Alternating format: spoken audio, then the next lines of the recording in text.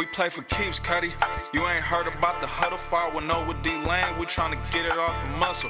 Walters caught the pick and ran it back without a tussle. Blow the whistle, coach is trying to get back to the huddle.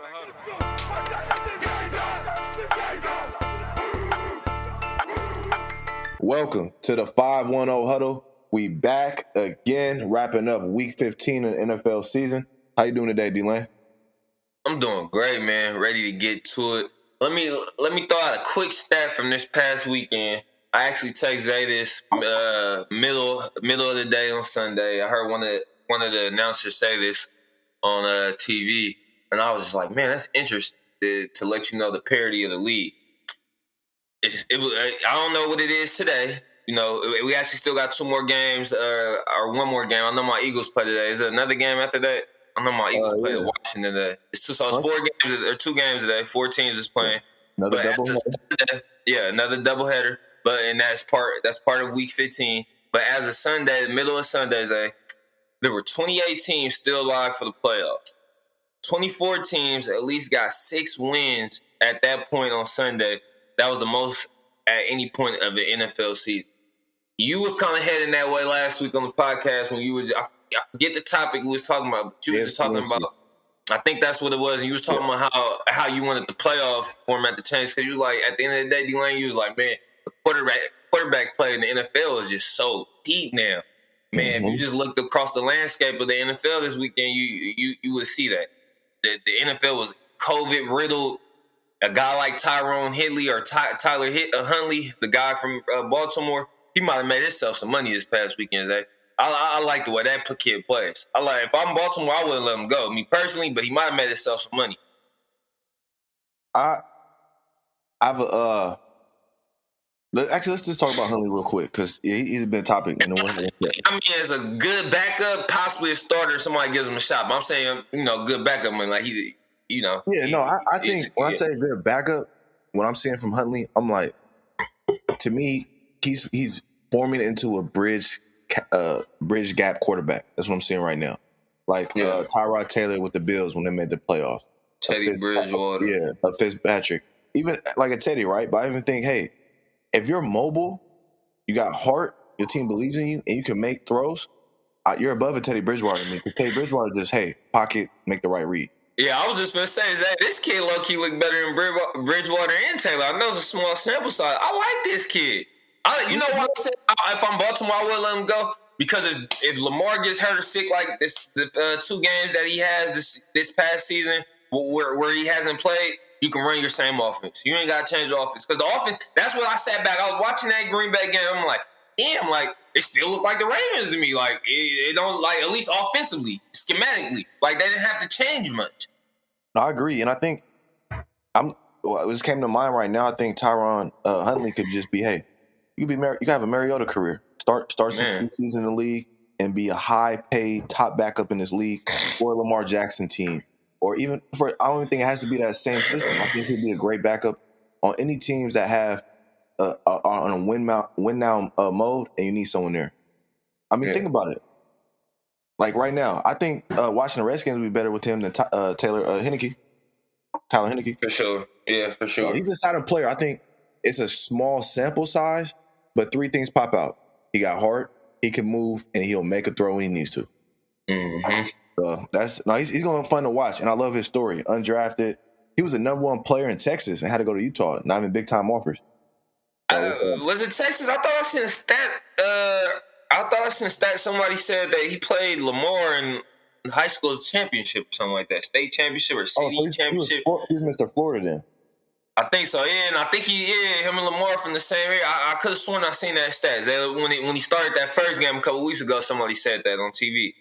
Hold on, I'm doing a little wiki search real quick. I think it was either it was the city state game or something like that, or the city championship. Yeah, I think he beat Lamar, right? Yep, he's from South Florida. He went to Hollandale High School.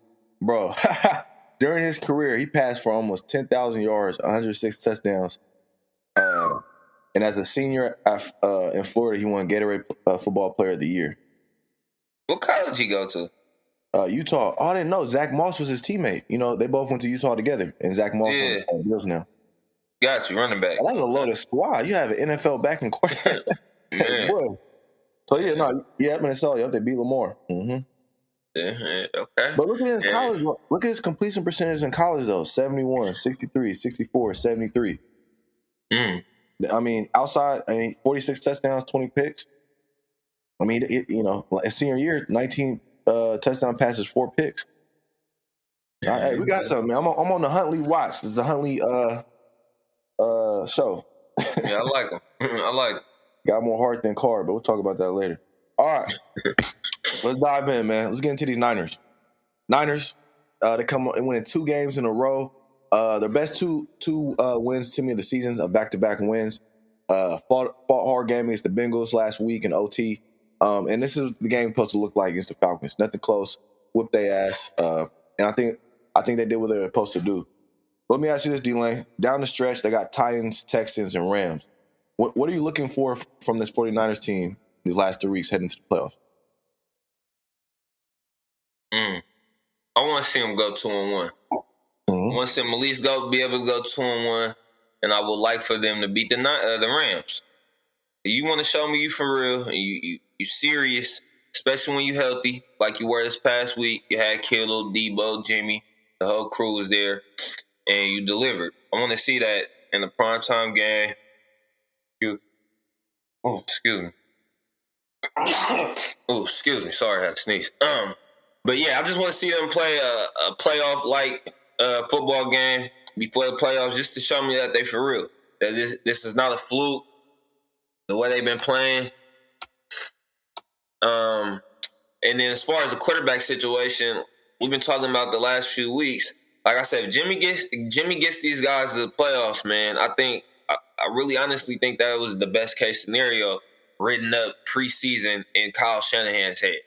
As far as I can have this young man, Trey Lance, who's uber talented, might have the highest upside out of all these quarterbacks, but he doesn't know how to play the position. Out of all these rookie quarterbacks, he might have the highest upside, but he doesn't know how to play this position. And you know what, Zay? We've been knocking Jimmy G a lot. And then, I got my problems with him. He can't stay healthy. When he throws, when he gives turnovers, he gives them away in bunches. But when you look at this man's win-loss record, that's what we grade on at the end of the day in the NFL. He's for the most part, he won a good solid amount of games that he started in the NFL, Jimmy Garoppolo. And at the end of the day, all you can do is sit back and watch a winner. And I have a question. I have to stop you right there, Lane. You know the second most winning quarterback during Brady's time is the last 5 years? I'll say Aaron Rodgers because he had 2, 13. Jared Goff. Okay. It's Jared Goff. It's Jared Goff. I believe that too. So that's why I was like, I can't put the win stat. Jared Goff's with the Lions, they can't win shit. Matthew Stafford. Jimmy Garoppolo is 28-14, Zay. He's almost a 70% career winner. Would you take that or not? No, because he can't finish the season. I'm talking about so would you take that for Derek? I think that's better than Derek Carr through his first. We can look at that through his first 5 years. I know Derek. I talk all this shit. I don't like defending Derek, but he don't miss games. He missed one career game. I don't like defending Jimmy. All I'm saying is it's not like Trey sitting behind a loser and he's not learning shit. At the end of the day, we count guys, like you said, quarterbacks on W's. He been winning when he's healthy, and he had a full healthy squad. He went to the Super Bowl. But let me. This is my thing with Jimmy. If I need you to come out there and throw for 350 plus, and there ain't no run game, it's not happening. So that's where it's like he won a playoff game throwing 7 times. So that's Jimmy G. Is that you know who Jimmy plays like? He doesn't play like him because I think this guy he's cleaner with the football. But this situation now, I'm looking at it more. It reminds me of the Alex Smith with the Pack because he's Alex Smith. He just doesn't. He wins games. As far as when I say that, as far as like if Trey Lance and Pat Mahomes were sitting behind 2 guys that were losers, that weren't double-digit winners, that weren't getting their teams to the playoffs every year, at least getting their teams to the playoffs or just winning, being above 500. Alex Smith and Jimmy both were above 500 quarterbacks that can at least get their team to the playoffs. You can, and even with a guy like Jimmy turning the ball over a little more frequently than you would like as a head coach, you still can sit back and learn something there. That's why Pat did sit back a whole year. Okay, I do have this solid veteran quarterback who's a good game manager, but we're winning games and we're going to the playoffs. Let me sit back and let this young guy learn. He got high upside. Next year, he came on the scene and went done. Pat. That's what Andy did with Pat.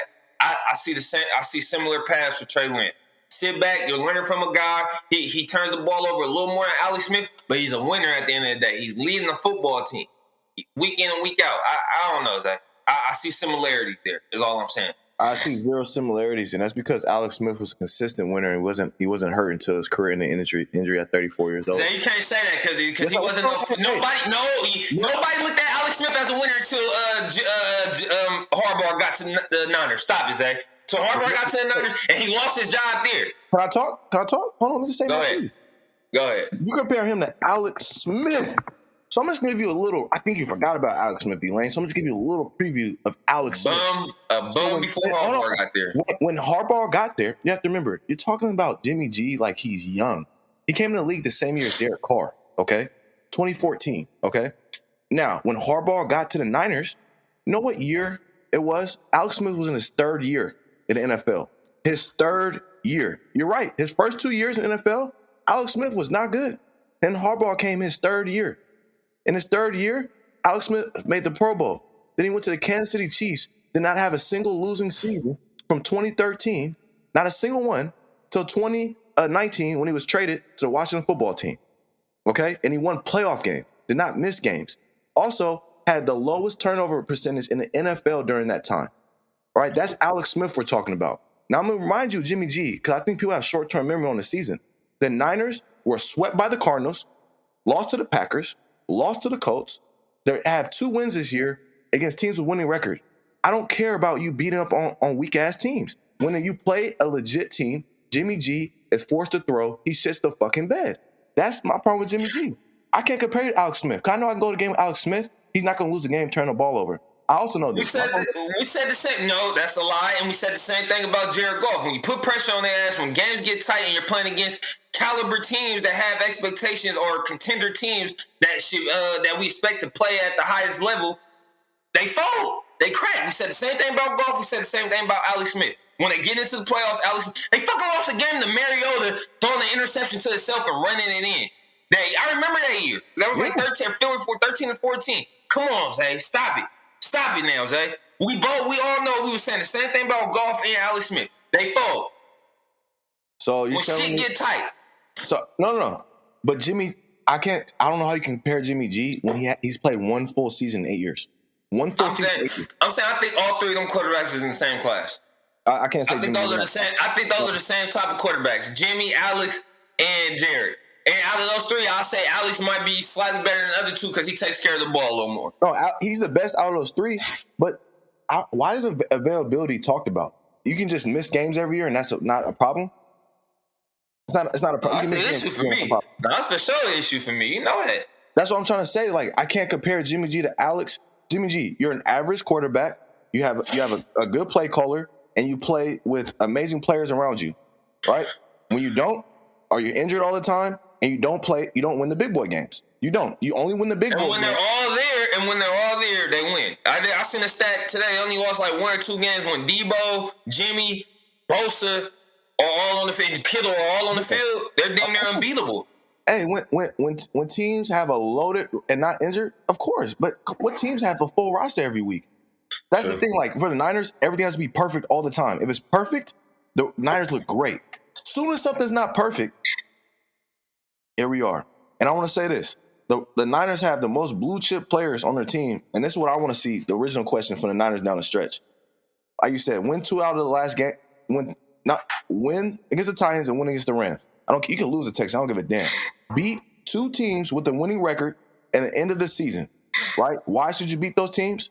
You have more blue chip players, more than probably 1 to 2 rosters in the NFL. There's only 1 to 2 rosters with more blue chip players than the 49ers. And they're sitting at 8-6, got swept by the Seahawks, swept by the Cardinals in their own division, lost to the Colts. They've had shitty-ass games where we're on them. You beat the Bengals, good job. I praised the hell out of them last week. I'm not praising them for the Jaguars win, for the Vikings. They lost against the Seahawks. I'm not praising them against the Falcons. They're playing shitty-ass teams, and they win. anytime they play a team that got some shit to them, they lose. Like the Colts 49ers game wasn't even close, right? So that's my thing with the 49ers. Can y'all win some big boy games? It starts this week against the Titans. Titans have all these guys hurt. But again, that's Mike Vrabel, who has a winning record as a coach. So he's playing a big boy coach and a big boy team. That, to me, this game, I'm going to see a lot about the 49ers because this will be, to me, the best stretch of football they've had. Again, I just can't forget the shitty losses they've had with the roster. And down the stretch, I need to see a complete 49ers team. And they have no injuries. Everything, everything's perfect outside. You don't have all-star DB. You have one of the best front sevens in the league. You have a run game. You have 2 old pros on offense. There's no excuses. 0. So I'm ready to see. They need to be the Titans. You know, it's funny. We spent all that time arguing. I think we kind of really ended with the same conclusion as far as we both just need to see them play some big boy football here down the stretch versus real contenders, so we can see if they're a real playoff team or not. But no, exactly. And it's odd to me because even a shitty team like the Raiders have beat 4 teams this year with winning records, right? So it's just that don't make any sense to me. That's all right. I got. Go ahead. I'm sorry. Go ahead. That's my last point. That's just my red flag, and I've been saying it all season. And again, I'm learning from you last year when you had your foot down all year on the Steelers. Did not let up. First playoff game, ass whooping against the Browns. Hey, and why did they have a great year? They played. They had their first 12 games. They played 1 team with the winning record. 1. If the Niners had that, they'd be probably 11-0 too. I told you, I knew they was frauds when they was struggling against my backup Eagles in like week 4 or 5, and that was early in their undefeated season last year. I was like, oh yeah, they flawed. They ain't for real. I can't even say the Niners are flawed like that. To me, it's just for some reason when it comes to those big. No, they not at all. Cause we about to argue about it real quick. Cause I got an off the script question, side question for you, Zach. And you gotta give me 2 teams. You can do one from each side if you want, but pull up the conference real quick. I want you to pull up the conference or standings real quick and tell me, okay, who's the 2 most dangerous? And it can be from either side or whatever. However, 2 teams for you that's locked in the playoffs or that going to the playoffs. Matter of fact, they ain't even got to be locked. They can be on the bubble. Who's the 2 most dangerous teams that you feel like, if they're fully healthy going into the playoffs, they're the 2 most dangerous teams? Because I got mine locked in my head, cemented. And it could be either conference, right? It could be either conference. It could be 2 from one conference. It could be 1 and 1. It could be however your 2 most dangerous teams to you if they're fully healthy going into the playoffs. For me, I want to say that I'm Chiefs and Packers. I'll say Chiefs and Packers, especially the Chiefs because their team camaraderie. They've been together. Those 2 teams, Chiefs and Packers. But I need more like a dark. I'm talking about dark horse picks. Picks that's not at the. Yeah, I'm talking about picks that's not 1 or 2 in the seedings. My dark horse. I'm saying they at the bottom of the playoffs, but they can make some noise, or they on the bubble to get in, but they get in, they healthy, they can make a run type shit. I got 2 obvious teams. Me. You want me to go? Or you think? You go first. Cause you know our winning formula for November, December, January football. You gotta be able to stop the run. You gotta be able to run the football. You gotta be able to impose your will and be physical on guys for 4 quarters of football. I got 2 teams that we just talked about. One of them. One is the Niners. The other one is the Colts. Especially if both those teams is healthy. And we just talked about it with the Niners: Kittle, Bosa, Debo, and Jimmy. When they all healthy, they're damn near unbeatable.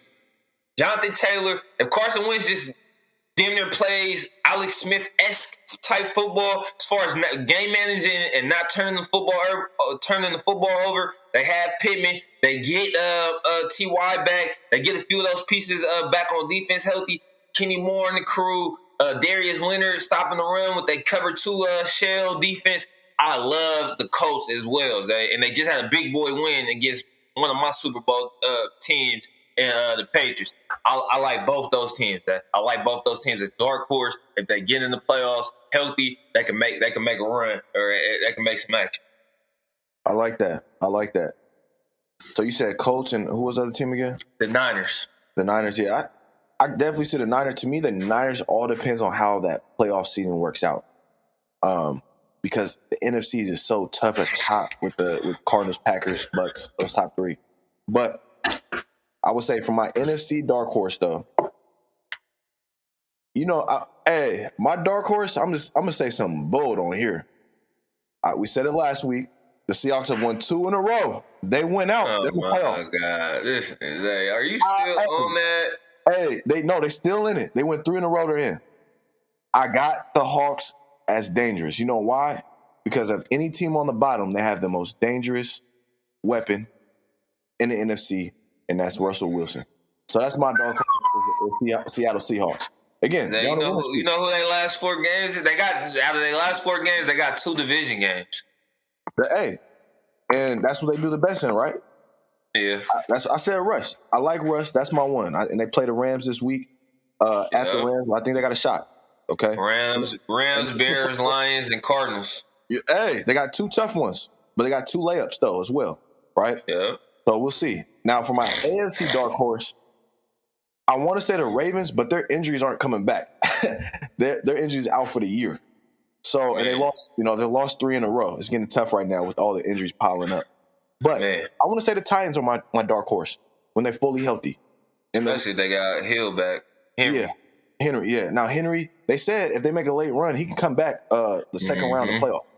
So I'm gonna say if Henry comes back walking through that door round 2, hey, that's scary. That's like, bro, I thought you was done for the year.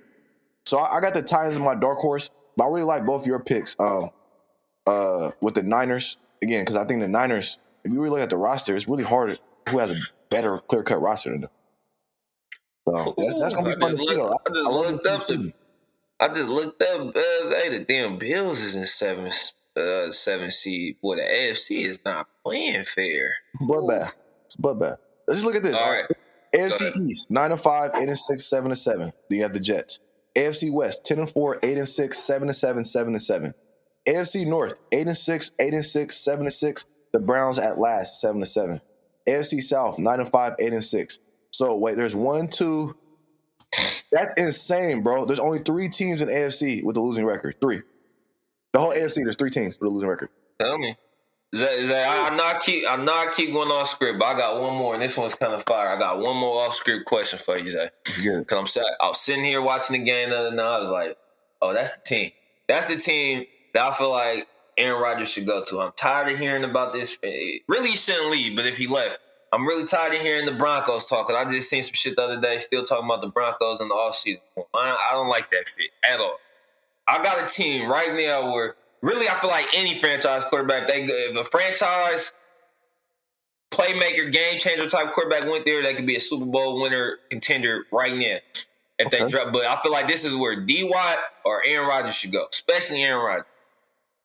Zay, the New Orleans Saints defense is for real. And we said it a few times on this pod throughout the year. We've been saying it even last year that they for real. No, they have a championship window right now. If they need to go get a quarterback. I like Jameis. He was showing promise early. I think he was 14 touchdowns, 3 interceptions, TD to interception ratio. It was looking like a great story before he got hurt. Damn that. He still needs time to grow, I feel like, within that system. They need a guy right now. That defense is Tom Brady ain't been blanked in 15 seasons, The GOAT. He ain't been blanked in 15 seasons. I'm sitting back watching this game. I feel like I didn't watch the last 4 games between the Saints and the Bucks dating back to last year. They always make it tough for time. But I love their defense. I just love the way they fly around. Dennis Allen, but Lattimore, that boy Cam Joseph, Jordan is a beast. I love the defense, man. I love the Saints defense. Hey, I think that's where Aaron Rodgers should go. I think any of the quarterbacks, Aaron Rodgers, Watson, Russ, any quarterback away with the top coach. Russ too. Yeah. I think Sean Payton, the 3 best offensive mind in football, Sean Payton, Andy Reid, and to me, Josh McDaniels, consistently doing with all types of quarterback. I think Sean Payton will take a huge jump in his legacy if he gets his Pat Mahomes. You have to remember, he overachieved with Drew. This is not a shot at Drew. But Drew was always a lesser man when they played the Paytons, the Toms, the A-Rods. He was always like, he's top 5, but he was always the bottom of that top 5. And so I think with Sean Payton, to your point, he gets Aaron Rodgers. I think Aaron Rodgers will have the greatest career year ever with Sean Payton. Because let's be honest, yeah, Mike McCarthy, crazy. fraud, and Matt LaFleur. Shout out to Matt. I think Matt's a really good coach, but he's no Sean Payton, and so I think that would be scary. With any of the three that are rumored to get traded this offseason, I like that. The only team I can see close to that in a weird way, the Colts. The Colts just didn't hit on an A+ QB. They just got them a C+ B- guy. So yeah. Coach got just about everything. Yeah. They got everything, but the good thing with Carson, to me, if you want to have a quarterback that's not an A+, you want to have A+ attributes. He can run as a rocket. So make every throw. Tell me oh my God, tell me that defense ain't for real. They got somebody at every level. They need a quarterback now because the up front's getting a little old, with Cam Jordan and them. Cam Jordan been in the league half my life from Cal days. Man, that's what I was saying. I was like, man, I feel like he's been in the league for a minute, but he's still rolling though. Oh, I did the salary cap check on him when I was watching the game. This man made almost $90 million in his career. Okay. Made not something right there. You go. His dad played for the Vikings for a while. It was a tight end. Okay. Yeah, so he NFL roots. But yeah, I like that pick. I think the Saints are going to be the most. If you're a quarterback that's on the move, Saints have to be number one in my opinion. Yeah, man. I do not get it with the Broncos. I like the Broncos defense. They got a solid defense. They don't have the coach, and then they got pieces on offense too. But I don't see it and they don't have the coach. I don't see it how I see it with the Saints. And I don't think Fangio's a terrible coach, but to me, he's an average, above average coach. But if you're a top quarterback, you don't want to play for Fangio. You want to play for Sean Payton, man. Right? And so when the Broncos were in the Super Bowls, they had, think about it, their best 90s. They had Mike Shanahan, and then they won a Super Bowl with Kubiak. They got their ass whooped. They had John Fox. Remember that? They fired John Fox, and they got Kubiak, and they won a Super Bowl. Yeah. Get you off as a coach. Come on now. Like, shit, I'll hire Josh McDaniels offseason. Let's do it again, Josh. Nah, he ain't ever coming back. The way he left, he ain't ever going back to Denver. Yeah, he won a playoff game with Tim Tebow. That's why I knew Josh was legit OC. But let's hop into the Raiders real quick. They had an ugly disgusting win yesterday.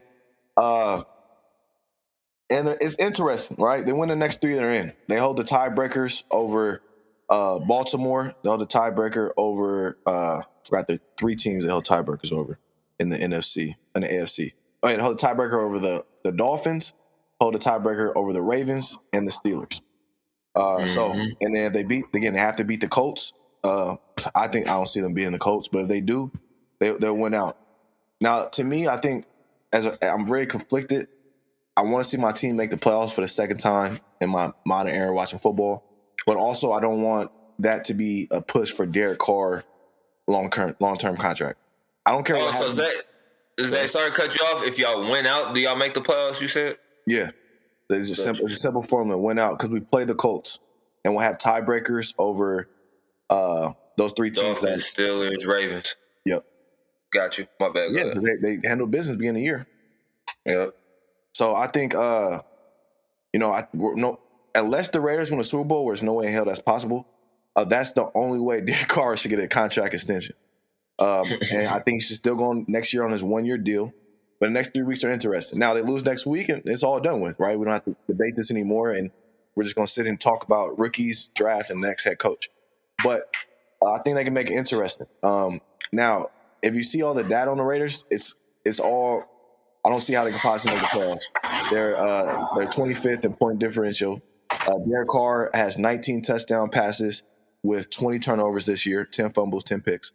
I just don't see the O-line's not elite. The defense is a bend, not break. Now, they made plays yesterday, but they're not going to play 14 starters on the team every week. And an interesting stat, the Raiders are 3-46 when under Derek Carr, when that defense holds a team to 20 or less points. Those 3 wins all came against the Browns. So, hey, as long as we can play the Browns, we'll be good. So, I think the Raiders down the stretch, I'm looking at rookies, and to me, Derek Carr, if he's really that guy, will play the best stretch of football he has in his entire career. He's not. He didn't yesterday. I mean, he almost lost the game because of 2 turnovers by him. Think about it. He lost a turnover battle because of Derek Carr. So, I'm just ready for the offseason. I'll be honest, hard to say. It's no idea how we can win, but they're making it interesting and drawing me in still after each week. But yeah, that's where I'm at with the Raiders. Focus on game by game. You can't even look ahead and win 3-0, win the next game. So they're 2-6 in the last 8 games. So Yeah, I don't. It's tough, Zay. I think your only gimme, and it's not really a gimme because it's a division game. It's possibly the Broncos, but I see you guys losing to either the Chargers or the Colts. I can't see you winning out 3-0. And just to make it, I guess to make it the Raider way, they're probably gonna win probably beat the Broncos and Colts, and then have me in heartbreak on January 9th. So just to win and get in. It's probably gonna be one of those. Damn. That's how the Raiders do it. They're not gonna just lose next Sunday, so you can just watch. We out, just watch the game. They're gonna beat the Broncos, beat the Colts, and then just embarrass themselves January 9th. That's probably gonna happen. Good stuff. Hey, I'll never forget. Jason, Carson Palmer was our quarterback. We had Hugh Jackson. All we had to do was beat the Broncos, and we're in. I was at that game at the Coliseum. My boy Andre, and they shut down their pants and lost. And so I feel it's similar. So we're gonna see though. But yeah, I have nothing else to say on the Raiders. I do. I have a couple positives. Rookie Devon Diablo has started the last 3 weeks. Has been a number 1 rated rookie linebacker those 3 weeks. He's balling. Littleton has gotten benched. So I think that boy is playing the beginning of the year. I want to also give a shout out to Matt Max for making the Pro Bowl. Shout out to the kicker. Shout out to the punter. And yeah, rest of you boys is Nate Hobbs, nice bright future. Yeah, I don't know why I'm telling man. I was looking at the schedule for tonight. They got both games at 4:00. Oh, yes, when I looked, one game was at 4 and one game was at 7. Both games are going to be good because both teams are still fighting for playoff spot. Washington Eagles, and then you got all 4 teams. I can't wait to can't wait to watch that Rams Seahawks. I think that's going to be a playoff game. Yeah, they both. But I'm saying both games is on at 4:00. I'm double screen. Hey, laptop and big screen. Yeah, I have to do it like that. That's how we do it anyways. Red zone on one TV, the main game. Yeah. Hey, another fact. Hunter Renfrow has a chance to be the second receiver in Raider history to get 100 catches. Only other receiver to do that was Tim Brown. He's 11 away, has 3 games to do it. So it's pretty impressive for a 5th round, 5'10", 185 receiver that runs a 4.8. I was playing over the 4.8, but so yeah, that's the positive so far this season. And Derek Carr is Derek Carr. You got any more comments on the Raiders? I'm good. Yeah, it's not much to say. You can't even talk about that one. That was just you do whatever you can to win. Let's hop on to now. There will be coach openings this offseason. Let's touch on that a little bit. So for a fact, we know we got Jags, Raiders, Bears. If you're a top head coach right now, which job looks the most interesting, or which one would you have as the lead job? Ooh, man, that's kind of tough. If I had to rank them, I would go Raiders, Bears, Jags. The Jags have some talent. Young franchise quarterback. He did regress in his rookie year, but we all think that's due to the coaching thing he had going on over there with Urban Myers. Man, it's tough because I like the Bears too, but I like the explosive offensive pieces that your Raiders have with Waller, Jacobs. Like those guys are still young, Yeah. I like Justin Fields. If I'm a coach, just me personally walking into a situation, I'm going to go with the Raiders just because I got a quarterback that's kind of been through it all already. We can hit the ground running. I feel like as far as like out of those 3 teams, I feel like your team is the team that's a coach and a piece or 2 away from at least making a playoff run. Like, I'm not going to say Super Bowl contenders, but y'all for sure can make a playoff run with a good, solid coach and a piece or 2 on the offensive defense here or there. The Bears, I feel like they got to do a rehaul and they got to add a few. They got to add a lot, and they especially and they especially got to add to the O-line to protect the young quarterback. And then at the same time, you got to give the young quarterback a little more time. That's the field. So I'm going to go with the Raiders. I think the Raiders are the best team. Okay, and I like what you said. I just say, to me, it all depends. If you're let's just say, the coaches we know, the EBs, the Doug Petersons, the Kellen Moores that are getting talked about, all offensive coaches, And then obviously Brian Leftwich. I think Todd Bowles might get some interviews as well. I would honestly go, which quarterback do you like most? Trevor Lawrence, Derek Carr, or Justin Fields? To me, that's what it comes down to. Which of those three do you like most? Now, the Bears are the most cap restricted. Now, hey, if I like Justin Fields, build up the O-line a little bit. The defense, I don't have to touch the defense, but you are cap restricted. You go over to the Jags, the most cap room in the NFL. You have a rookie quarterback on a rookie contract, and you have young talent around that, right? You have James Robinson. You have Josh Allen on defense. You have Miles Jack. You have some building blocks on both sides of the ball. And now I look at the Raiders.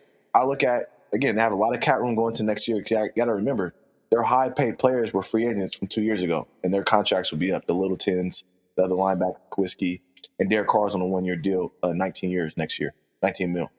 And so, honestly, for me, as an offensive play caller, I think the Jags are number one job. And just because of the draft capital, the amount of cap room, the amount of freedom I would have to build the type of team I want to build, and there's no state income taxes, all the little things, I think it would be the Jags. And then for number two would be the Raiders, strictly because I have cap room and I have flexibility to move off Derek Carr if I need to. To me, he's a tradable player if you want to restart. You have a lot of flexibility there. The downside team with the Raiders is it needs you need more help for Derek Carr. But at the same time, you have a defense that needs a couple more pieces, especially in the linebacker and back end. And the last one would be the Bears, strictly because, like you said, the offense is really it's Justin Fields. You have to believe Justin Fields could be a top 5 guy when you take that job, because there is nothing on the offense for you to work with outside of Justin. But the defense, like I said, if you look at, and you have to look at that division as well. I mean, with Aaron Rodgers, if he moves off, to me that job is very, very intriguing. Because if I come in and bring the Bears to run at Justin Fields, I got to worry about Kirk Cousins or Jared Goff. So that to me where the Bears could be interesting if Aaron Rodgers moves on. Wouldn't you say though? Because that means the conference is wide open. Like if you take the Raiders job, you have to go, okay, Justin Herbert, Patrick Mahomes. I'm already in third place. I did not think about that. Right, and then you go Jacksonville, Tannehill, Carson. I got the Texans. Hey, I got one. I could turn this around in 1-2 years, and we're rolling because there's no long-term quarterback threat in the AFC South. So, that's what I think makes this question the most interesting. I don't think there's a clear pick of what team has the best. You go to Raiders, like, okay, most overall talent maybe on the team, but then you have the third best quarterback from the get-go in that division, right? Go to Jags, like you have a high chance of, you could build a dynasty the way that conference is set up right now if you believe in the quarterback and you're the right coach. And then, the Bears, you got a defense, but that's Aaron Rodgers out there still. So we're going to see. It's going to be fun, though. I think this year is going to be a little different. I don't think it's going to be as many head coaching openings as last year. Real quick, this on the fly, though, before we wrap it up. Is there any coach, is there any one-and-done coach that you see happening this year? And only guys we can see is Coley, Robert Sile. You saw Urban Meyer when he didn't finish the season, but so he didn't finish the season. Possibly Coley. Yeah, just because they do they trade because to me Coley was just when the Niners had Tom Tula, just a 1 year bridge coach. Yeah. That's fucked up though. They do have bridge coaches in the NFL though. It's fucked up. We ain't got a roster. We need to rebuild. Ain't no top coach coming here. Hey, Coley, come get your shot. And it's always some 55-year-old guy's first time coaching. That's if you 50 plus, it's your first head coaching job. You're a gap coach, my guy. But shout out to him though. He got paid that big money this year as a head coach, about $6-7 million. And then do we have to wrap up? And I think it's something that's obviously happened as COVID ramps up. And my question for this is, do you think COVID could affect the playoffs in a sense that a 7 seed could run the table? Like a minor Vikings team? I'm not sure about in the NFC, but shit, I feel like that in the AFC, regardless, COVID or not, just because of how deep it is. But I'm definitely... you know what? I'll take that back because if a quarterback, a premier quarterback gets taken out due to COVID in the playoff format, playoff situation, that'd be killer. That'd be killer. That'd be dire right there for the NFL. Yeah, I'll be honest. If I was an NFL team, my quarterback, like, hey, we're gonna build you a little. He's in a bubble. A crib at the facility. When we film in there, from here, if we're a top 4 seed from here on out until the end of our season, this is where you stay. Practice facility here. Get your private chef. That's what I'm doing as an owner. What? Aaron Rodgers? You ain't going nowhere, my guy. Tom? But Tom probably sleep at the stadium already. He like, I ain't getting COVID. And, he got the perfect diet and all, so he probably least likely to get sick. But now that's one thing I was thought about this weekend. Like, imagine it was Browns-Raiders playoff game. You know what I mean? And a healthy Brown squad is like way better than the Raiders, so that would be a huge loss. Or like if Tom Brady misses a game because of COVID, the Bucs aren't winning a game with what was it, the rookie quarterback, the guy from Florida, Kyle Trask, ain't winning the game. Kyle Trask, hell. Pat Mahomes get hurt. I mean, not hurt, but like COVID, right? An interesting team though. Hey, Jimmy G gets COVID. Might have a Trey Lance might do his thing. You never know. But no, it's gonna be interesting how this COVID play out. It's definitely ramping up again in the winter, like it did last season. But that's all I got, man. You got anything else, D-Lane? Nah, man. I think that's everything, right? Yes, sir, man. Hey, good luck to your Eagles. I think they're gonna beat Tyler and them boys tonight, and it's doubleheader. Real quick? The Eagles gonna be on the main TV? Oh yeah, you know that. You already know that for me. Yeah, ain't no question. Put them Rams on the laptop, man. They get the little screen. Oh yeah, I'm about to pour me on some bourbon, have both set up, and call it a day. There you go. All right, my guy. See you later. Hey, happy holidays to everyone too. Last part of the week. Yeah. Happy holidays. Yes, sir.